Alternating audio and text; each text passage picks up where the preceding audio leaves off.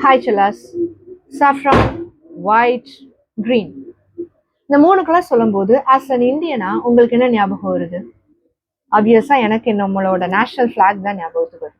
Likewise இந்த உலகத்துல இருக்கக்கூடிய எல்லா கண்ட்ரிக்கும் ஒரு நேஷனல் ஃபிளாக் இருக்கும். ஆனால் நான் இப்போ சொல்லக்கூடிய கண்ட்ரிக்குன்னு ஒரு யூனிக்னஸ் இருக்குது நேஷனல் ஃபிளாக்ல. ஏன் அப்படின்னா அது தன்னோட கண்ட்ரிக்குன்னு ஒரு மேப் இருக்கும் இல்லையா, அந்த மேப்பையே அந்த நேஷனல் ஃபிளாக்ல வச்சிருக்கிறாங்க.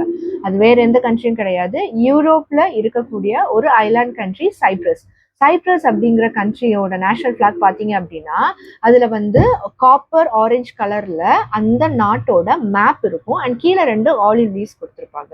அந்த காப்பர் ஆரஞ்சு கலர் எதை சிம்பலைஸ் பண்ணுதுன்னா அந்த நாட்டுல மிகுதியா கிடைக்கக்கூடிய காப்பர், அங்கதான் நிறைய காப்பர் இருக்குது, ஸோ அதை சிம்பலைஸ் பண்ணுது.